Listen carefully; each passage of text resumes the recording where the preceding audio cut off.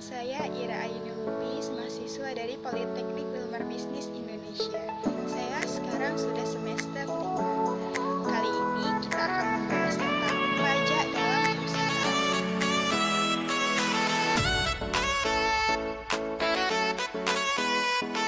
Pajak dalam perusahaan. Ilustrasi pajak perusahaan seperti gambar berikut ini. Terdapat laba rugi dan neraca. Pajak perusahaan dipotong PPh 23 atas penghasilan jasa. Badan PBB Materai BPH Tebet Pajak Daerah.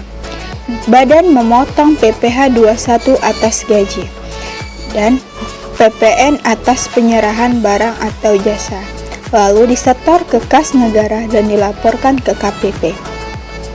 Penghasilan, beban yang dapat dikurangkan penghasilan kena pajak dikali tarif pajak.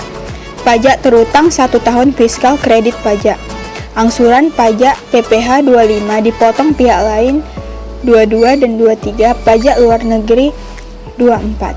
Pajak kurang atau lebih bayar PPh pasal 29 atau 28. Pajak dalam perusahaan. Pajak atas penghasilan perusahaan dibayar langsung oleh perusahaan, angsuran pajak PPh 25 dan pembayaran pajak akhir tahun PPh 28 atau 29 dipotong oleh pihak lain baik final atau tidak final, pasal 22 dan 23.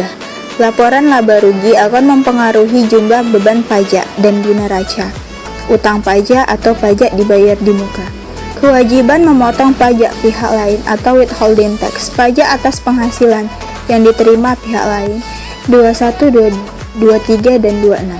PPN, pajak atas penyerahan barang atau jasa kena pajak, tidak muncul dalam laporan laba rugi tetapi di neraca sebagai utang atau pajak dibayar di muka. Pajak lain, PBB, pajak daerah, PPNBM, beban, pajak atas pengalihan hak atas tanah dan bangunan BPHTP, pajak daerah dan bea materai. Pajak yang telah dipotong pihak lain. Pajak final sering tidak dimasukkan dalam pencatatan sehingga akan dicatat pendapatan sebesar nilai setelah pajak. Misalnya nih, untuk pendapatan bunga deposito sering kali langsung dimasukkan setelah pajak. Pajak tidak final, pajak yang dibayar dicatat sebagai pembayaran pajak di muka. Contohnya, kas sebesar 940.000 di debit, pajak dibayar di muka PPh 23 60.000 di debit, maka dikreditkan pendapatan sewa sebesar 1 juta.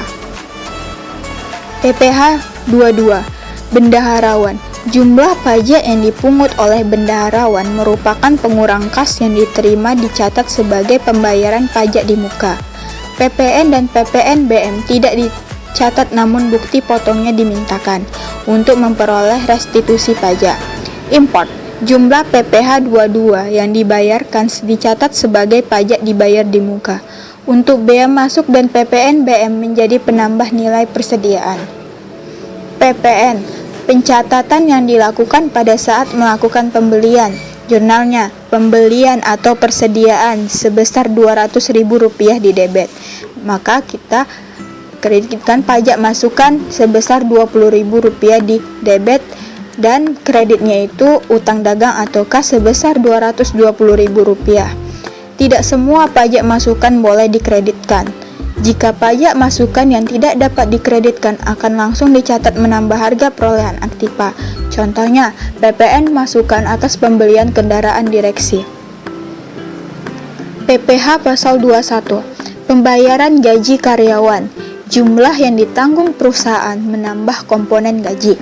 Jumlah yang ditanggung karyawan mengurangi kas yang diterima karyawan.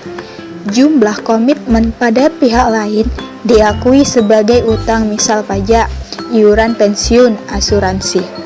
Terima kasih. Wassalamualaikum warahmatullahi wabarakatuh.